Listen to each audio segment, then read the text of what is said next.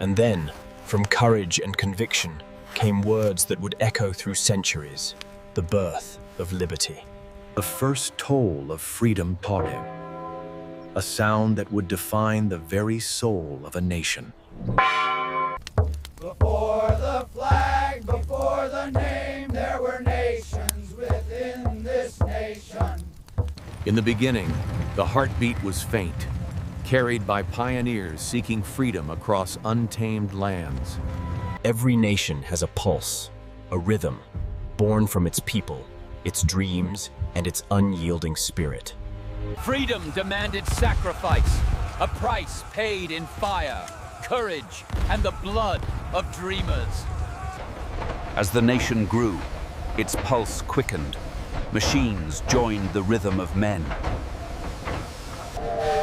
Iron veins carried the nation's lifeblood, connecting hearts across thousands of miles. From every corner of the world, hearts came seeking a new beginning to an end, and together, they made the heartbeat stronger. Steel reached for the heavens as dreams became towers. Ambition turned to architecture. When the world trembled once more, the heartbeat thundered again, not for conquest, but for peace.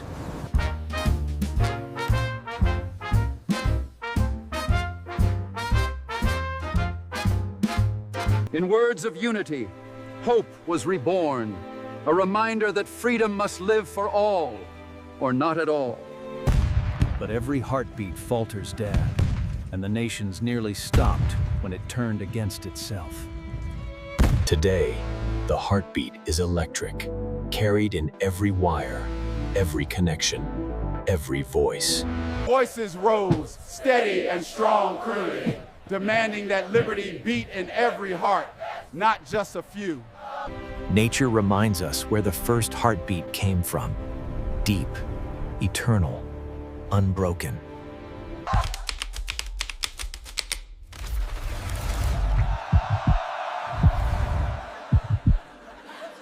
From the soil of one world to the silence of another, humanity carried the nation's pulse into the stars. This is the heartbeat of a nation, not bound by borders, but by belief that freedom still lives within us all. Together, the heartbeat becomes a song of unity, resilience, and endless renewal.